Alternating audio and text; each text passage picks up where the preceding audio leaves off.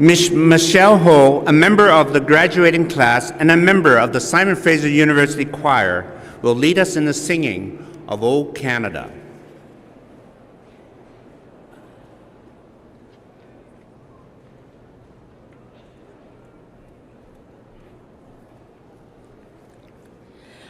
O Canada, our home and native land, true patriot love, in all thy sons' command. With glowing hearts we see thee rise, the true north, strong and free.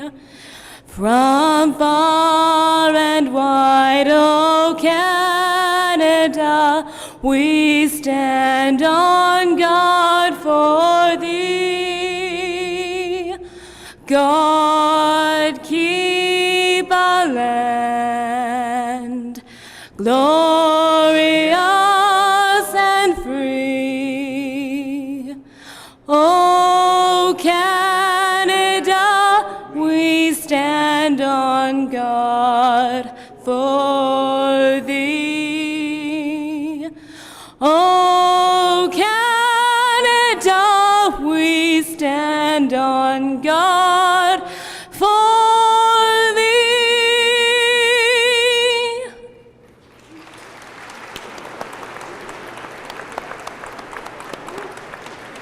Please be seated.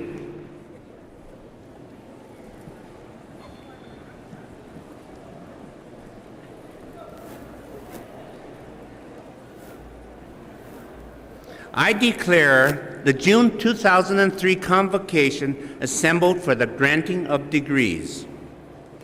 Mr. President, members of the Board of Governors and Senate, faculty, honored guests, graduates, and friends, I am Milton Wong, Chancellor of this university. This is our 38th annual convocation, and we are delighted and honored to have in attendance today a number of distinguished guests on the platform and in the audience, including friends and colleagues of the university, representatives of our fellow education institutions, the federal and provincial governments, and consular officials. A very special welcome is given to Mr. Brandon Louis, Chair of our Board of Governors.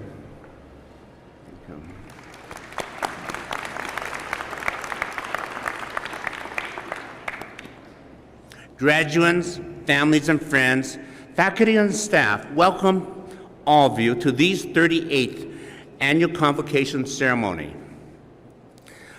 I think you'll agree that there's nothing like fresh mountain air and the swirl of bagpipes to lift the spirit and invigorate the senses. Wouldn't it be wonderful if we could greet every day with the same excitement and optimism that we all feel today? For those of you here today who are about to become alumni of Simon Fraser University, I think it would be relatively easy for you to maintain that excitement and optimism. I think that's an entirely realistic goal. You have every reason to face your future with unbridled confidence, and I have some numbers to back me up. Earlier this year, the University President's Council of British Columbia released the findings of a study that tracked how British Columbia University graduates were doing 5 years after completing their degrees. The news was good. Almost 98% of graduates were employed, and they had a median annual income of almost $50,000 a year. That's cause for optimism, I think.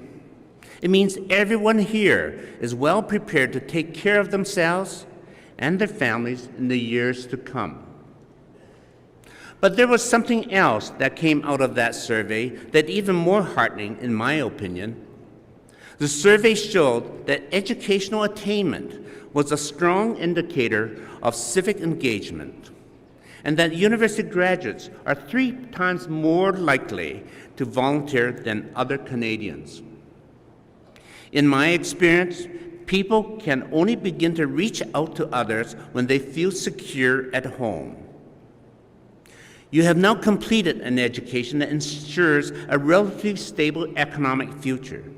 Combine that with strong faith and a supportive family, and you've got as much security as you can rightly expect. Now you are inclined to give of yourself, your time, energy, and money to make your community richer and stronger. And I think yours is a generation that has begun to truly grasp Marshall McLuhan's notion of a global village. You understand how the world's communities are inextricably connected.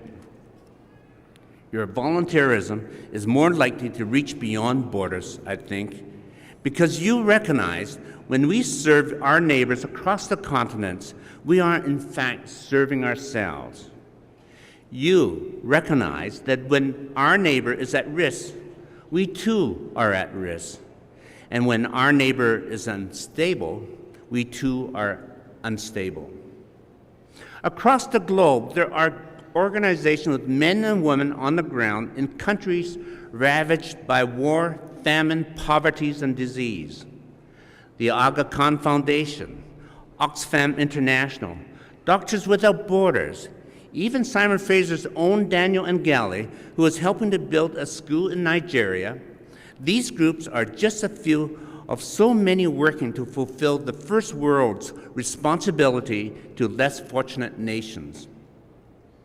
I urge you to join them in their efforts to bring peace, education, and security to troubled nations. It is not enough to sympathize. Action is required. I am not talking here only of time and money. In your early career building days, you'll be short of both, I know.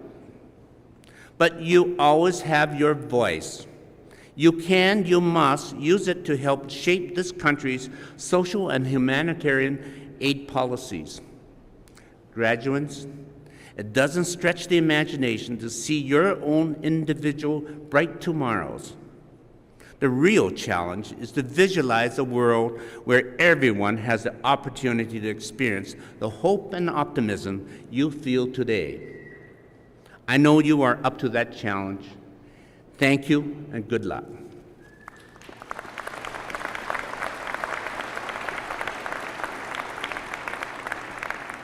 I now call upon the president of our university, Mr. Michael Stevenson, Dr. Michael Stevenson. Thank you.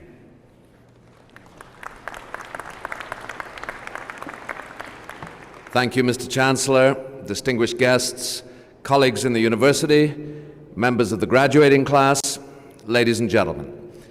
It is a great pleasure to add my warm welcome to that of the Chancellor on this magnificent day, a very warm welcome. Also to add my congratulations to the graduating class. As Chancellor Wang has said, you are now able to begin careers which promise economic success and personal fulfillment, while at the same time serving others who have not enjoyed the special opportunity and privilege you have at a university. As you move on as graduates of Simon Fraser University, I hope you will reflect for a moment on the importance of the university as an institution in our society, and on the reasons to be proud of and grateful for your association with this fine university. You now enter the select company of university graduates around the world, alumni of institutions which have perhaps the most impressive record of organizational durability and success in the history of modern society. Since the 13th century, universities have defended and preserved their autonomy from the governments and social interests that established or supported them. This autonomy has allowed universities to decide what and how to research, publish, and teach, as well as who should teach and who should be taught. And the evolving principles of collegial self-governance and academic freedom have buttressed this autonomy, which has helped shape our most important political traditions: the constitutional limitations on the power of the state, the respect for freedom of association and freedom of speech, the tolerance of dissent, the recognition of individual merit as opposed to inherited group status, and the reliance on democratic process as the foundation of collective decision-making and dispute resolution. The university, of course, has not always been a model of democratic society. There are shameful records of exclusion of students and faculty on the grounds of race, ethnicity, religion, or gender. There are historical episodes of university collusion with anti-democratic regimes and the McCarthyite censorship of ideas. And always there has been tension between the scholastic defense of orthodoxy and ruling ideas and the scholarly articulation of critical dissent. But the university has survived these threats to its fundamental principles, and it has survived because these principles foster the freedom of inquiry required for the discovery of new knowledge and innovation. Free inquiry, of course, does not automatically create invention or technology, but it is increasingly necessary for innovation in what is now properly called the knowledge economy. Still a couple of years short of its 40th anniversary, Simon Fraser University has exemplified these traditions and strengths. It has already played a notable role in the history of academic freedom in Canada. Collegial self-governance is more deeply rooted at SFU than at any other university with which I am familiar. The commitment to fundamental research in the arts and sciences is more apparent here than at universities dominated by professional programs. And SFU faculty continue to achieve front-ranking success in the competitions for research funding in the arts and sciences. This commitment to basic research is balanced by a commitment to its application. SFU is the leading university in Canada in the number of patent applications and spin-off companies established per dollar invested in research. And our commitment to research is likewise balanced by an equal commitment to the quality of teaching in undergraduate and graduate programs. The commitment to good teaching at SFU has been marked recently by a far-reaching curriculum review, which will see all undergraduate programs establish new courses for the development of literacy and quantitative skills, as well as significant exposure to the humanities, social sciences, and natural sciences, no matter the student's specialization. In many other ways, SFU continues to develop distinctive and innovative opportunities in university education.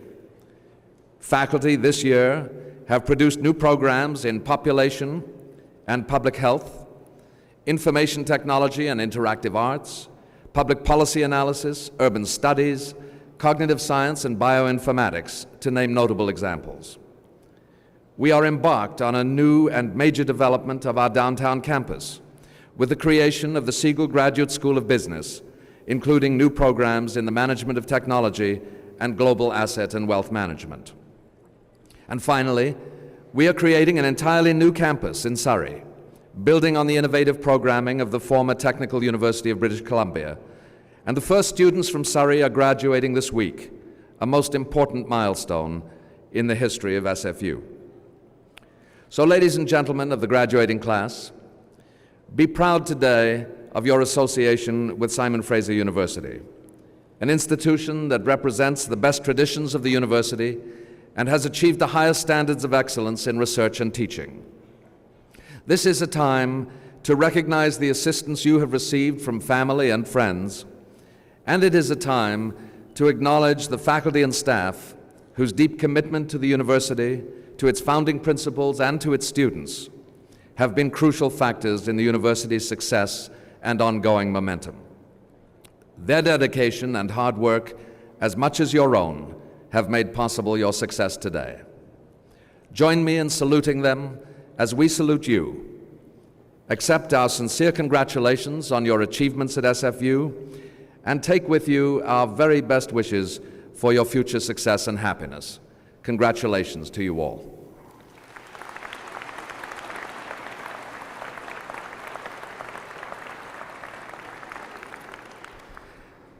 Mr. President, at convocations at which we do not offer an honorary degree, it has become our tradition to ask distinguished members of faculty to address Convocation. And today it is a special privilege to introduce Professor Lawrence Boland. Larry Boland came to Simon Fraser University in 1966 after completing his PhD at the University of Illinois. He joined the Department of Economics to teach methodology and mathematical economics. With 5 books and over 50 articles published, Dr. Boland was recently elected to the Royal Society of Canada, a distinguished national body of scientists and scholars promoting learning and research in the natural and social sciences, as well as the humanities. The Royal Society's nomination applauds Professor Boland, a specialist in advanced microeconomic theory and methodology, for, and I quote, calling into question the blind application of microeconomic theory and econometric method seen in much social science research. His work promotes debates and questions that are necessary for the growth of a discipline and the discovery of new knowledge. Professor Boland has also been a distinguished teacher at this university.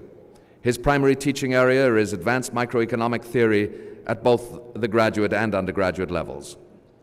His current research concerns the knowledge and learning assumptions commonly used in economic models, and I am pleased now to call upon Dr. Larry Boland, professor in our economics department and a fellow of the Royal Society of Canada, to address Convocation. Dr. Boland.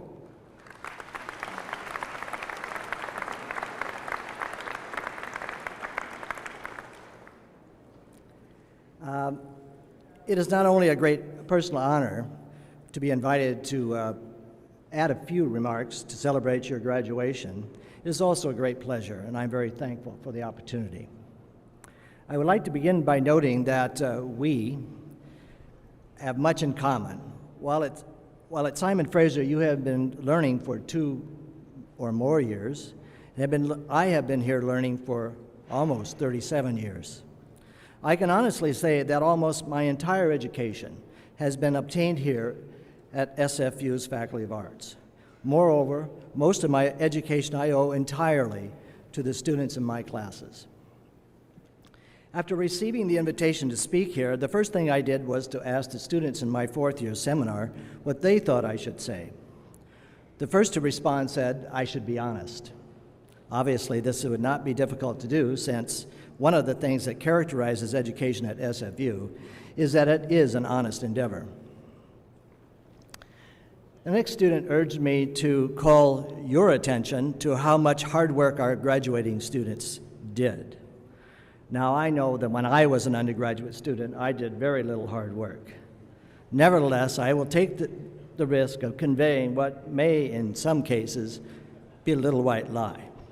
Be assured they worked very hard. Of course, I am very well aware that unlike the days when I was an undergraduate student, many students today cannot even pursue their studies without working at least one outside job, and in some cases 2. Indeed, being a student today is hard work.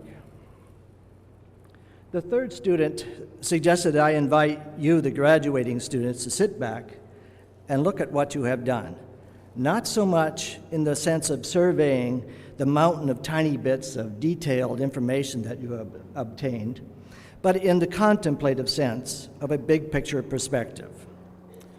And if you have never attended another university, I suspect you may not appreciate the quality of this big picture at SFU. But as time passes, I'm sure you will appreciate this. Of course, this third student's suggestion made me think that I should consider my education at SFU. But before I did this, I consulted with some of my former students who have graduated many years ago.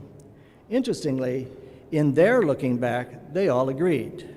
To quote just one of them, one who was once the president of our student society and who is now a partner in one of Canada's largest law firms. He says, "If there is one thing that a university grad should develop at the completion of his or her program, it is that they have learned how to learn. The knowledge that is accumulated when taking a course can evaporate quite rapidly as time passes. But what should and can be enduring is the understanding of how to learn about any subject and how to tackle any problem. So if my former students are correct, your education, rather than just finishing with your graduation today, as you may have hoped, is now just beginning. And I would like to take this opportunity to suggest how you can make this a more fruitful enterprise. The first thing you should accept, is the old Socratic notion that almost all significant learning begins either with criticism or with the discovery of one's errors. The more open you are to criticism, the more you will be able to learn. Fortunately for you, whether you were aware or not, criticism and critical learning was instrumental in almost all of your courses in the Faculty of Arts. And I think if you look back at some of your learning experiences, whenever you thought you were learning something, you are actually discovering that your prior knowledge was false. That is, what you learned was not just some new idea or bundle of facts. Rather, what you learned was that some of your prior knowledge must be rejected. For example, going way back to when you were a baby and you touched that hot stove, what you learned was that one of your prior theories, one which guided your behavior, was obviously false. In other words, as a baby, you once thought it did not matter what you touched, but sadly you learned this theory is false and must be rejected. It can be said then, as graduating students, the bigger your pile of rejected theories, the more you have learned. So with this in mind, I think what my former students would have me now stress is that while today you think your pile of rejected knowledge is huge, actually, when you look back in a few months or years, it will seem fairly small. Now, when I said that the more open you are to criticism, the more you will be able to learn, I need to make clear that I was not suggesting that all criticism is correct. Accepting criticism does not mean that you should automatically comply. Instead, what I have said this to remind you that the avoidance of criticism will always minimize your opportunities to learn. Opening yourself to criticism is undoubtedly risky, but the more you are open to criticism, that is, the more of your current knowledge you put at risk of rejection, the more you may learn. Like many teachers here, I have read all the student evaluations of my classes, particularly those added comments criticizing how I taught the class. And looking back over the many years of teaching, I think my teaching has improved enormously, due mostly to paying attention to such criticism. But it must be said, teaching evaluations have played a smaller role than the critical questions I have been asked over the many years. Every question I was asked during a class was a challenge to my understanding of the subject. Whenever faced with a question that exposed my ignorance, my inadequate knowledge, I was quite grateful. So, to those of you who did me the honor of enrolling in one or more of my classes, while I may not have expressed my gratitude with a grade as high as you may wished, I was always, and still am, very grateful. Thank you very much for helping me learn. And finally, rather than bidding you a simple goodbye with a tear in my eye, I bid you a critical and learning bon voyage, knowing full well, as our motto assures us, you are ready, and you are truly prepared to make the most of your future learning endeavors. Thank you.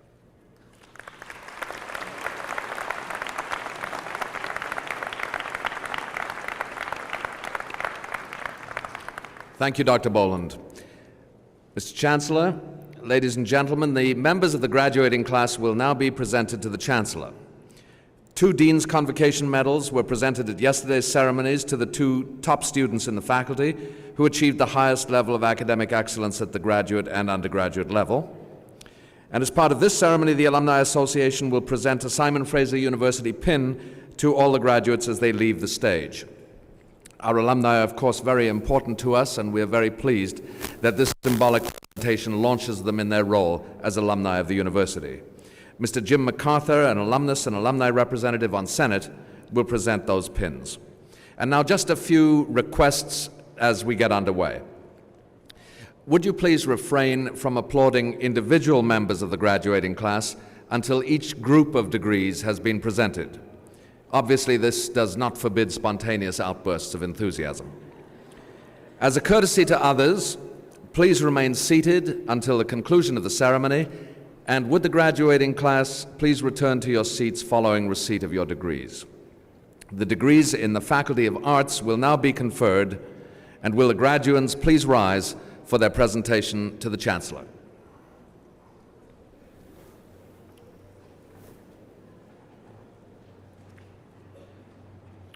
Mr. Chancellor, I present to you these scholars who have fulfilled the statutory requirements laid down by the Senate of the University, and request that you confer upon each one the degree for which he or she is now recommended.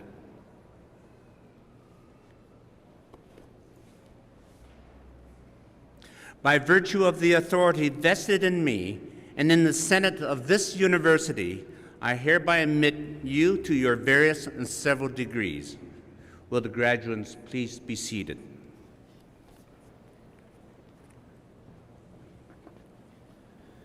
Before the graduates are presented individually to the Chancellor, I am pleased to call upon Ms. Amber Louis, a member of the graduating class, to address Convocation.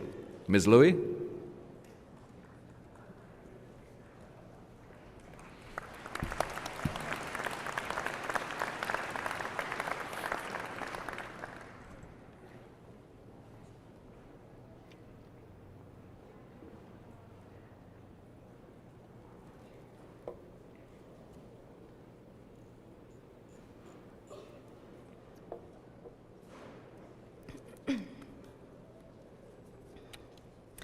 Good morning, everyone. I am here because I could not pass up the opportunity to speak to you today. I can only speak on behalf of myself, but my comments come from the many years I have spent on this campus. Since most of you don't know me, I'd like to tell you a little about my involvement here at SFU. I'll start at the beginning. I was potty trained at SFU. It's true. While my mother was working hard as an undergraduate herself, I went to the SFU Daycare Center. We sang songs, we did arts and crafts, and we listened to stories. What was special about this environment was a constant emphasis on diversity and inclusiveness, with a mind to forming tolerant and strong identities from an early age. My contact with the SFU community continued through my elementary school years. I was enrolled in SFU's track and field camp, where each summer we trained with experienced athletes and explored our personal limits in a collaborative atmosphere. Later, as a high school student at Caribou Hill, I would come up the mountain with my friends to have snowball fights, because there'd be snow up here when there wasn't snow anywhere else. When I started my first year as an undergraduate, I planned to study environmental science. 5 years later, I am graduating with a bachelor's in economics and a certificate in community economic development, all with just one change to my major and 2 changes to my minor behind me. University provided me with the opportunity to pursue a range of academic interests and the freedom to choose where I wanted to specialize. Also during my time here, I was a member of a group called Out on Campus. I volunteered in the office, and I organized educational and social events, working to build awareness and understanding of queer issues, alternative sexualities, and the fluidity of gender expression. I've felt very fortunate to have a social space and institutional environment which was supportive of such efforts. So for me, the undergraduate experience at SFU is about way more than just coursework. This is a place where children are raised, where youth come to play, and where communities are built. And it's a place where people party. SFU was where I developed consciousness in academics, politics, relationships, sexuality, and spirituality, all of which are integral to leading healthy, productive, and meaningful lives.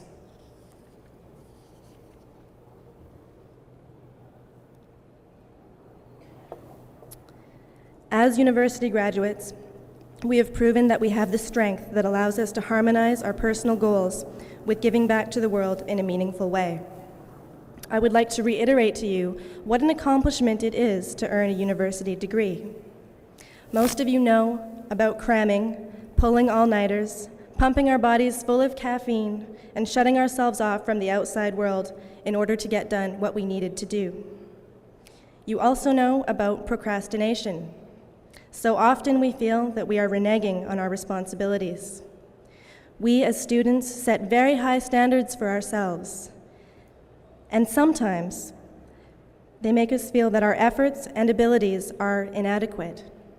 But the fact that assignments got handed in, that exams were passed, and that courses were completed, even when we were not fully engaged, this demonstrates that we have the intellect, determination, and ambition that a university degree demands. Even if the full weight of this accomplishment hasn't hit you yet, take this opportunity to recognize what you have done. Even if you are not comfortable giving yourself credit, take this opportunity to acknowledge your own capacities. As degree holders, we are extremely fortunate to have had this opportunity. Let us use our privileged position to contribute to our respective visions of the world we want to live in. With global problems on our minds, war, epidemics, poverty, environmental degradation, and injustice, there is much to provoke our creativity, participation, and commitment. Let us fight to maintain our academic freedom, which is challenged by economic constraints and the loss of institutional autonomy. In a time of partnership between academic, community, public, and private spheres, it is critical that we uphold our integrity and reputation in disseminating knowledge in the public interest. We have academic and social freedoms that have been evolving since the university was founded and which will continue to evolve. Let us uphold our freedom to participate in groups that help us find meaning in our own lives and that permit us to critique and bring change to our own institutions. We came to this place not simply to get a job after, but to put ourselves in a position of greater independence and power. It is not simply about being able to make a living to send our children to school. It is about self-empowerment, the development of human potential, and collaborative action. I encourage you to seek out and create meaningful work that takes full advantage of the gifts and talents you clearly have to offer. Before I leave, I would like to extend gratitude to the professors and teaching support staff who pushed us to meet the challenge of academic rigor. Thanks to those who encourage us to question, think critically, and generate new ideas. Thanks also to those of you who infuriated us so that we were driven to think independently and challenge your perspective. Next, I would like to thank the family, friends, and lovers who supported us and helped us have some balance in life. Thank you for being there, for bearing with us when we were under stress, and for giving us space to focus on our own undertakings. In closing, it has been an honor to speak to you today. Congratulations, graduates. Let's celebrate our accomplishments today and look forward to the changes we will be a part of tomorrow. Thank you.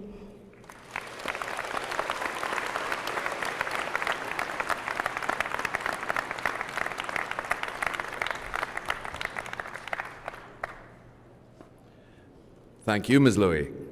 Mr. Chancellor, the Dean of Graduate Studies, Dr. John Driver, will announce the names of the candidates for graduate degrees.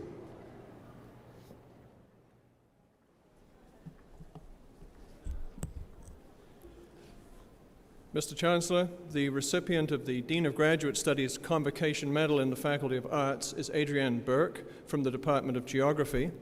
The medal was presented to Dr. Burke at yesterday afternoon's ceremony. Mr. Chancellor, I now have the honor of presenting the candidates for the degree of Doctor of Philosophy in the Faculty of Arts.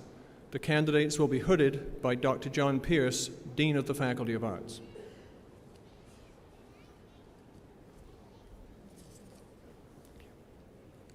Teodora Kosak.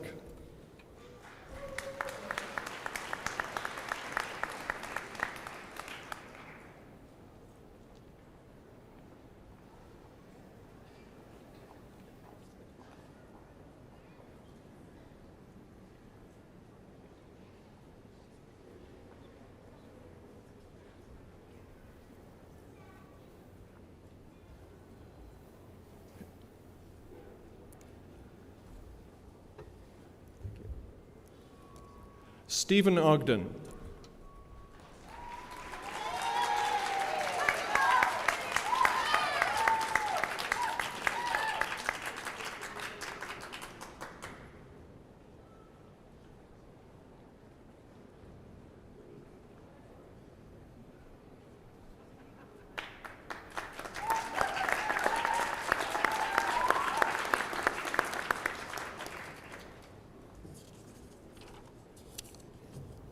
Mr. Chancellor, I have the honor of presenting the candidates for the degree of Master of Arts in the Faculty of Arts.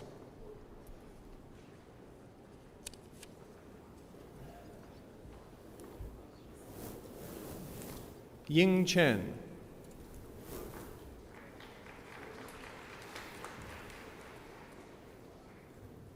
Hung Lai Chow.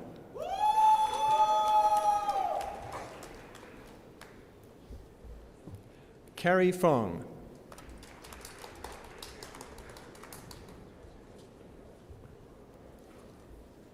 Renee Pui Yi Ho.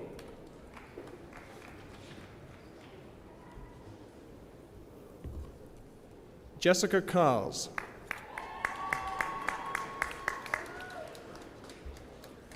Benjamin Lee.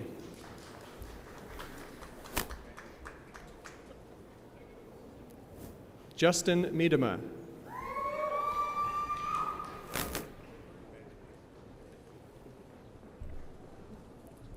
Jonathan Rosborough.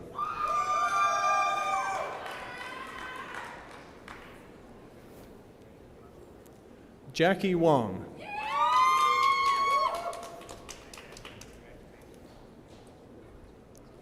Jimmy Yu.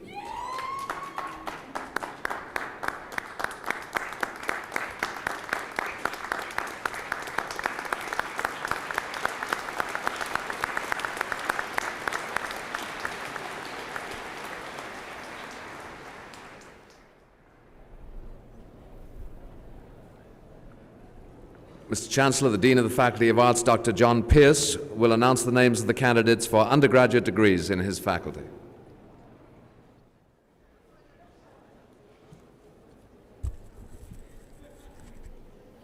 Mr. Chancellor, the recipient of the Dean's Convocation Medal for Undergraduate Studies in the Faculty of Arts is Scott Weber, and Mr. Weber was recognized at yesterday morning's ceremony. Mr. Chancellor, students graduating from the Faculty of Arts are represented in 3 separate ceremonies yesterday and today for Bachelor of Arts, Bachelor of Fine Arts, and Bachelor of General Studies.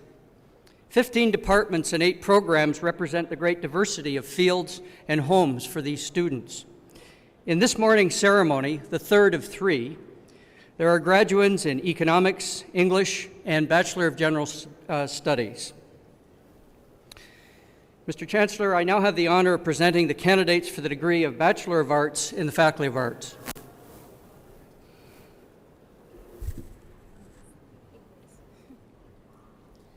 Jennifer Abels.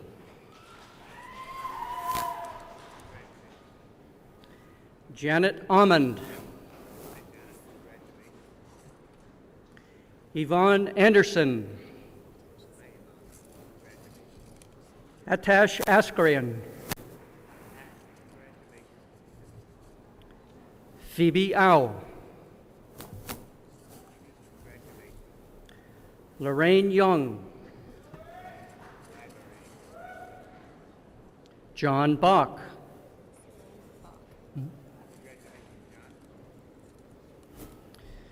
Jerome Bach.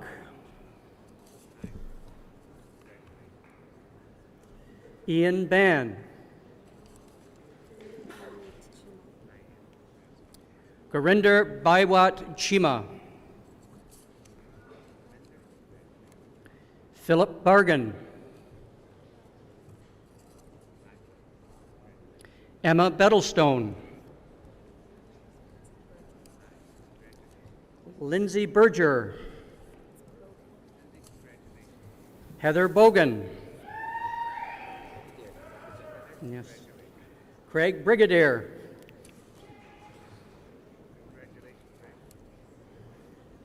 Colin Buckton. Sheila Calder.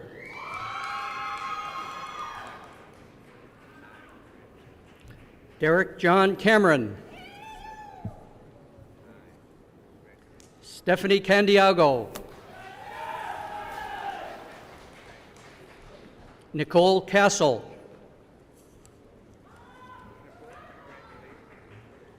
Alan Chambers. Patrick Chan. Wei Chan. Gloria Chan. Francis Chan. William Chang.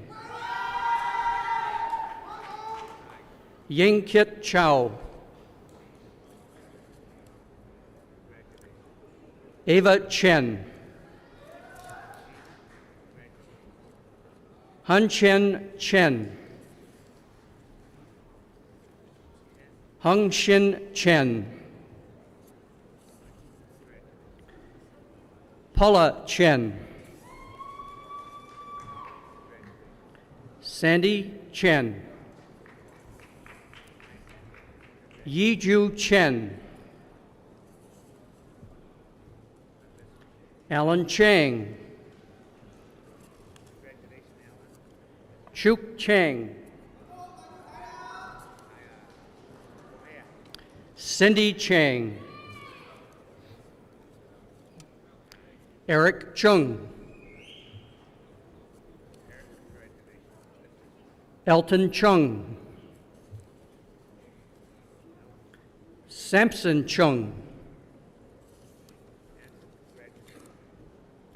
Wei Wong Chung.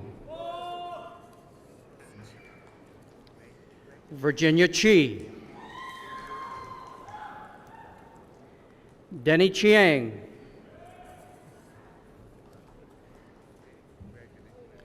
Chris Ching. Ka-Kit Ching. Amanda Chisholm. Grace Cho. Tina Choi. Yuri Choi. Dennis Chow. Judy Chu. Edward Chun. Cheryl Chung. Johnson Chung. Annika Cornish. Amanda Coots.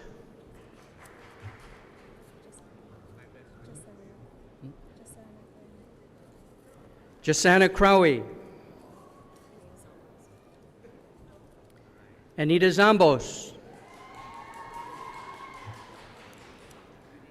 Nicole Damon.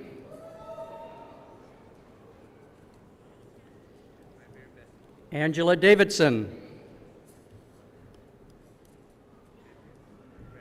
John Desjardins. Michael Durr.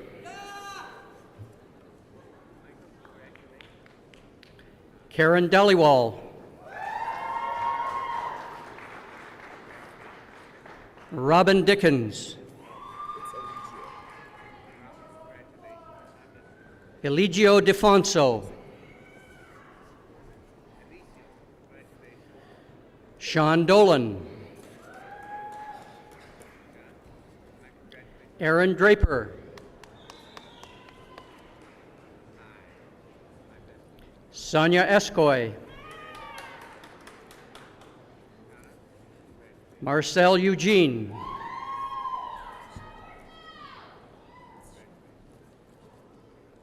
Shadi family.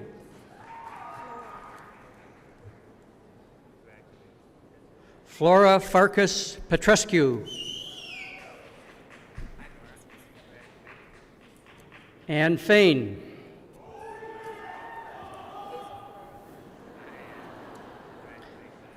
Asa Ferrara.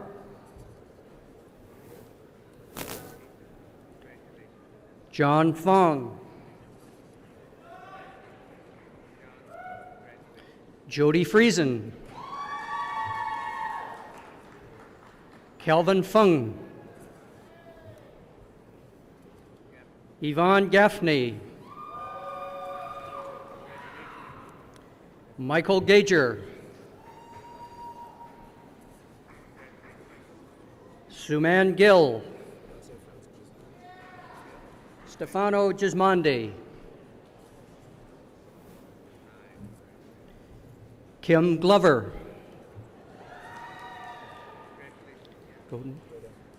Keith Godin. Harpreet Jenny Kaur Gruwal.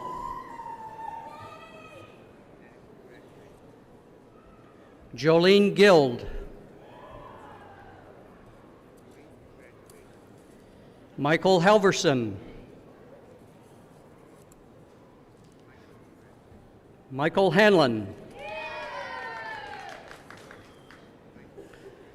Jeffrey Harris. C. Howe. Andrea Heinrichs.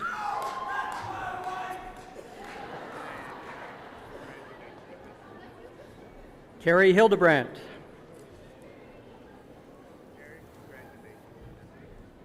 Mandy Ho.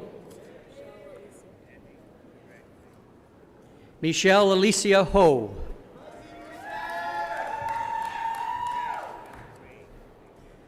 Denise Hogue.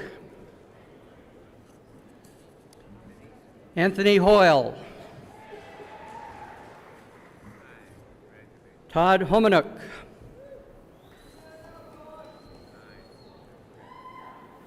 Eri Hosoya. Reza Hosseini.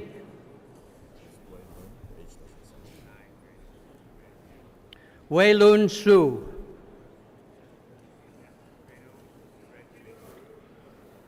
Lisa Huffman. Calvin Hu.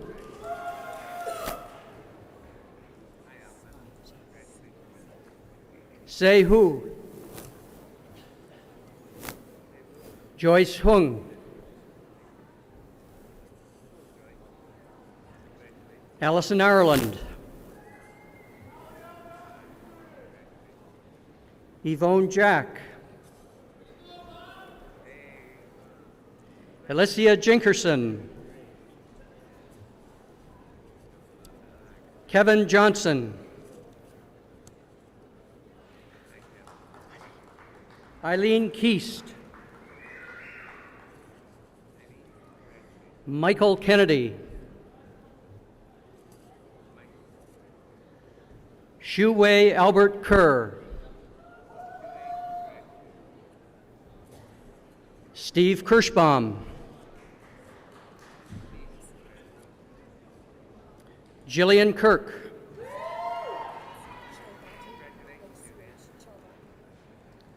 Danielle Gelbatten. Christiana Kleeman. Kitty Coe. Mark Koa. Selena Congricha.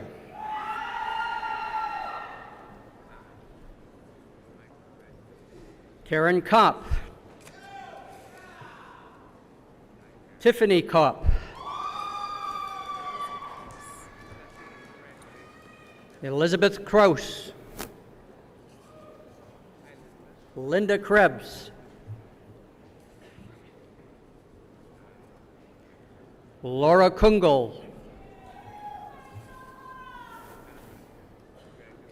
William Kwok.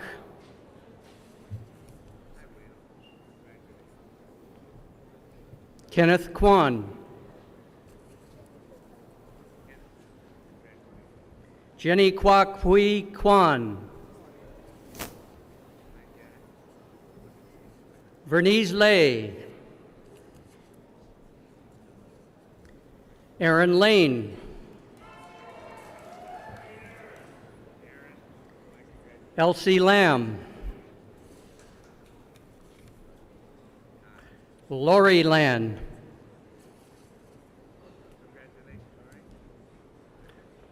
Carmen Law. Simon Law. Vicky Lau. Villy Lau. Wesley Lau.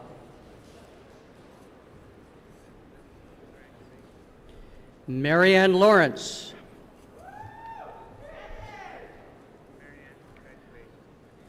Susanna Law. Suyen Natasha Laycock.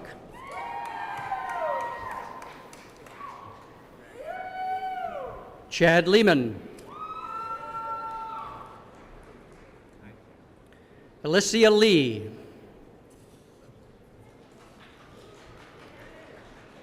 Amy Lee. Arthur Lee. Karen Lee. Kevin Lee.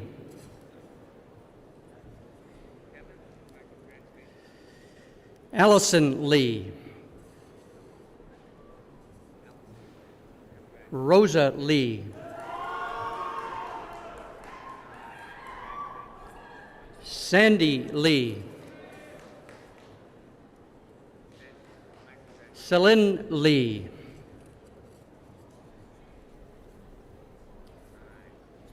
Alexander Leong.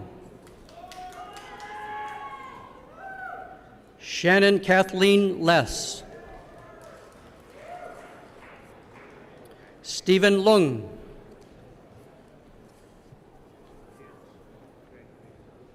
Shirley Lee. Aaron Lightman.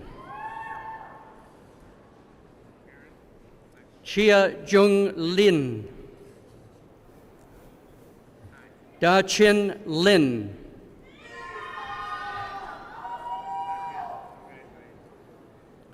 Tommy Lin.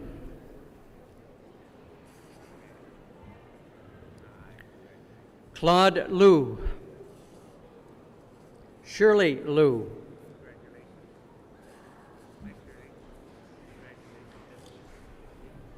Chris Lowe. Danny Lowe. Dennis Lowe.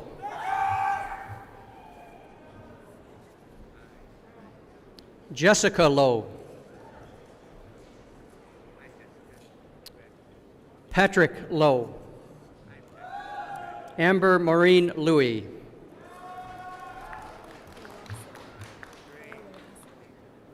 Far Longsay. Ying Farn Liu. Philip Maw. Lisa McDougall.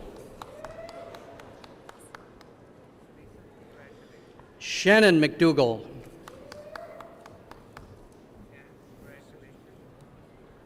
Nicole May. Alan Mack.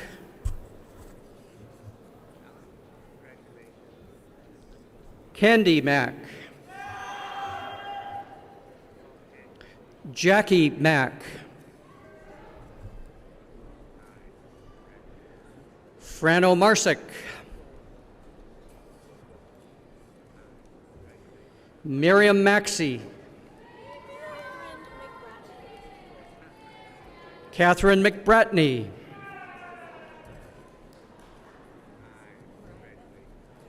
Mariah Bell.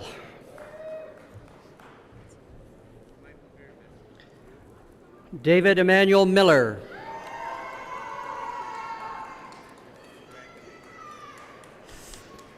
Farah Musa. Julie Maikidiak.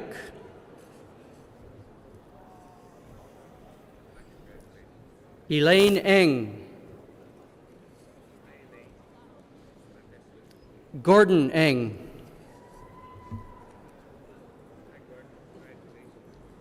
Eng Devini.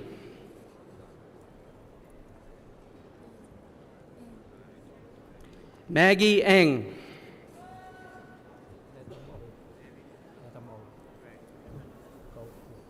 Adam Go.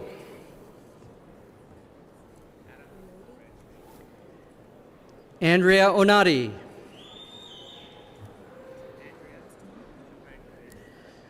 Mayet Ostino.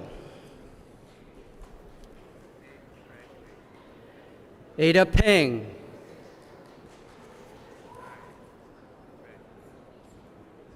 Maggie Peng.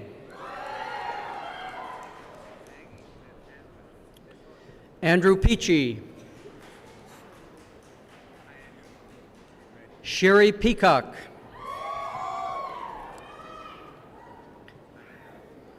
Andrea Pierce. Ingrid Phillips. Martin Platchich.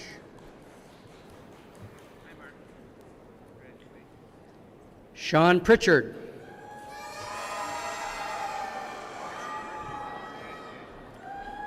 Kristen Randall.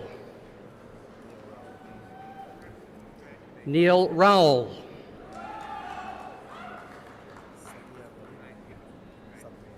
Satya Reddy. Don Rodelius. Kirsten Rideout.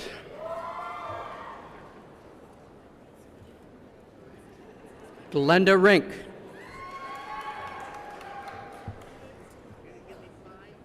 Lisa Robbles. Shanna Rolls.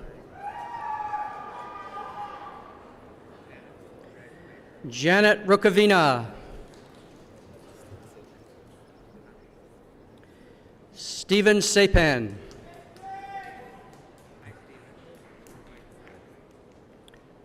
Jordan Scott.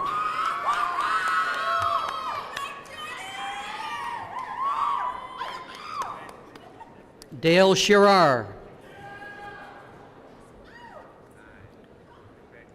Betty Shen. Randip Sugarl.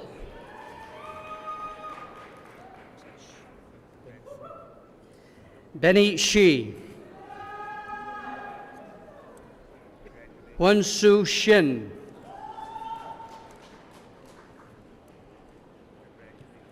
Thomas Shum.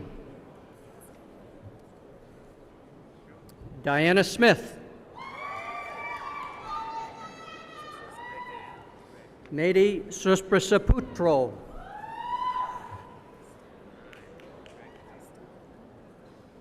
Vernice Anna. Taryn Stancombe.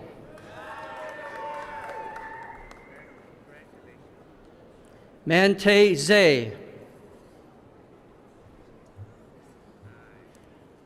Marie Tai. Ripon Takar.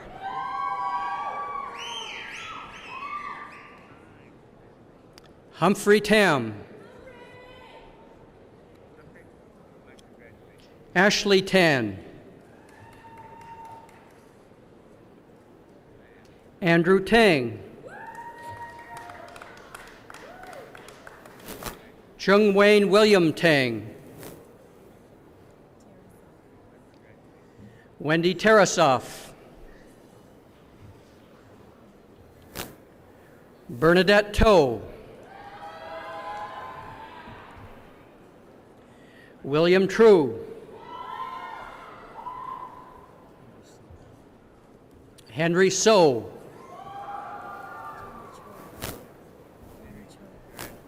Jenny Choi. Agnes Tung. Janice Vaughn. Mike Veldhaus. Chung Hui Wan.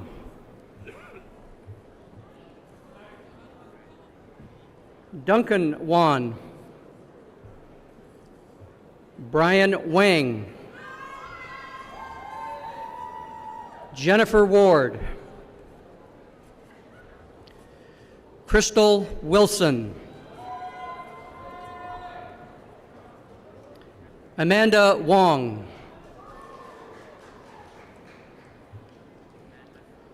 Danny Wong. Tim Wong. John Wong. Kelvin Wong. Roxanne Wong. Mandy Wong. Queenie Wong. Samuel Wong. Shirley Wong. Kelvin Wong. Yi Wong.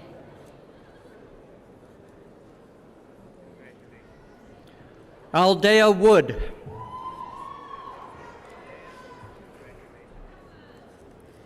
Ellie Wood. Eileen Wu.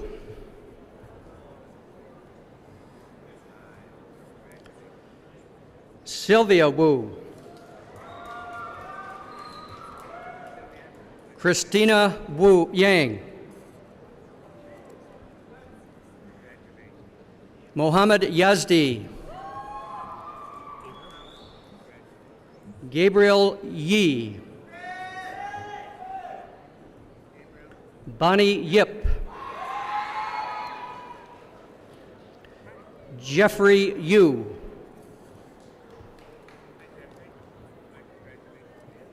Wan Chun Yu.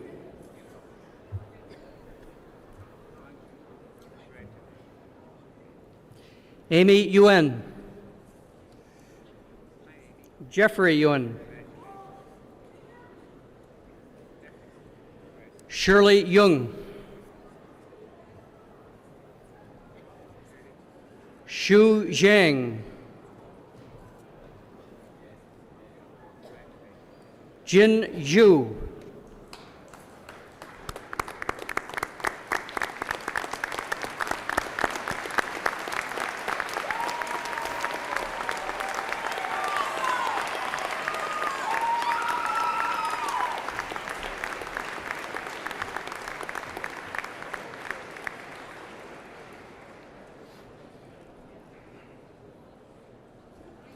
Mr. Chancellor, I have the honor of presenting the candidates for the degree of Bachelor of General Studies in the Faculty of Arts.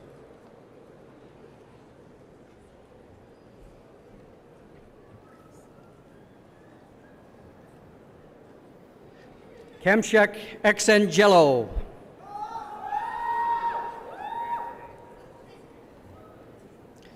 Rebecca Bennett.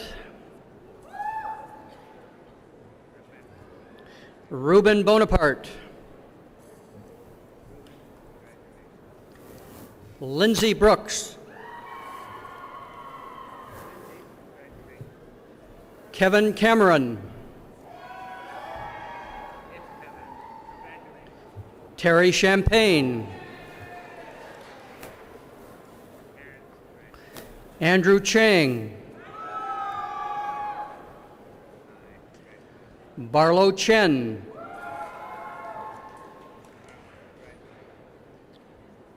Yoon Kun Choi,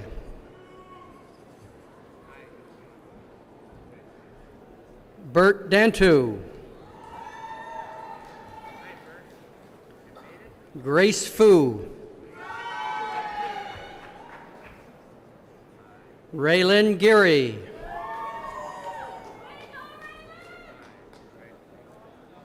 Hardy Gill,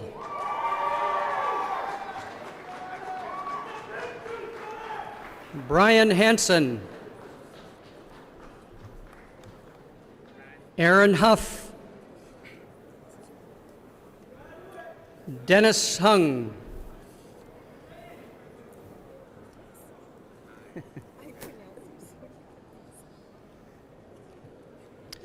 Corna Yalungo,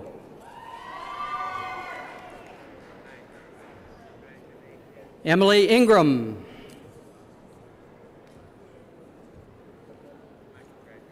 Elizabeth Jones, Karen Cam, Nan Kendi,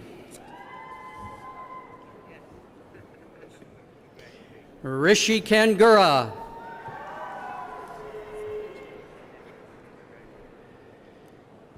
Tanya Kraychek,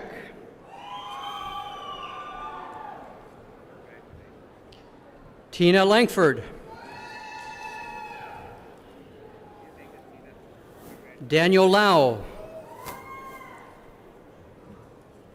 Sylvia Levington, Carolyn McDonald, Selena Mack,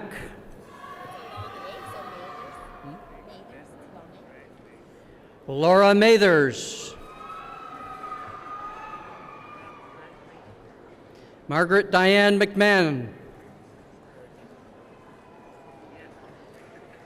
Eric Ing,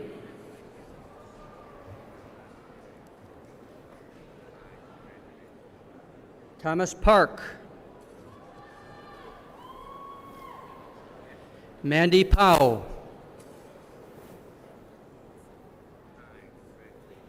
Susan Peters,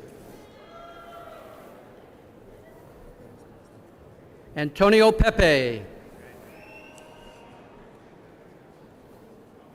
Adam Perrins,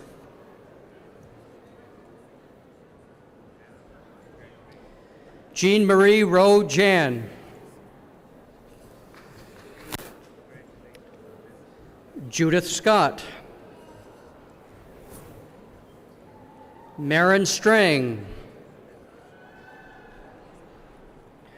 Marie Walden,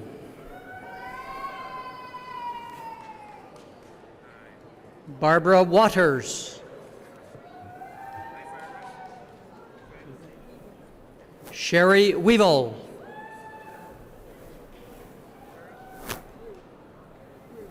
Rue Whetstone,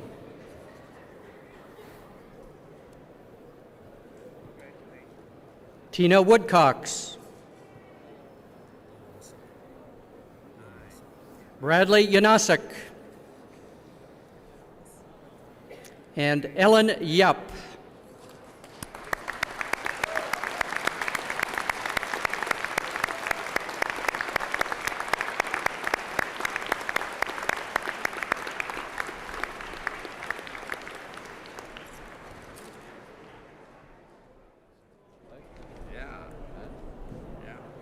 You're next. Ready to go. Okay.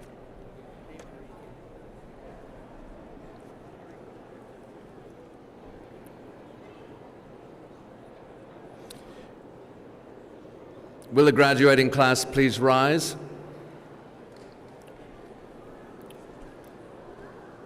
I congratulate each of you on achieving your degree. This is an impressive achievement, and I ask your friends and family to join me in applauding the graduating class of June 2003.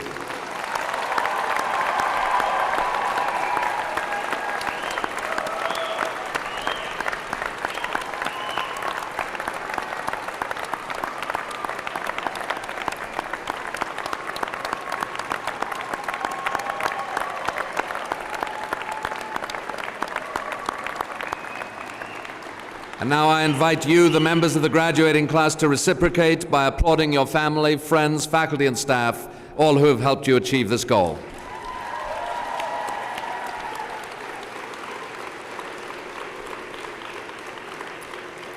Thank you.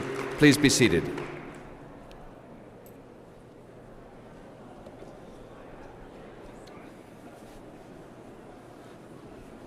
Ladies and gentlemen, this completes the formal awarding of degrees. Some candidates recommended by the Senate for degrees today are unable to be present, and their names have therefore not been read out. I now admit them to the appropriate degrees as shown on the program. I have several thank yous to express today. First of all, thank you to all of you for joining us on such a beautiful day. To the many volunteer staff and faculty members coordinated by the Student Services Ceremonies and Events Offices who have worked together to run a smooth Convocation day.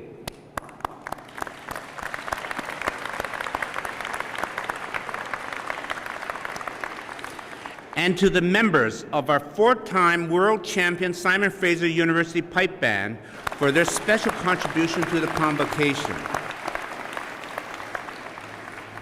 This brings to a close the formal part of this morning's Convocation. You are all invited to attend the outdoor reception behind the platform at the top of the stairs following the ceremony. Please rise and remain standing at your places until the platform party has recessed.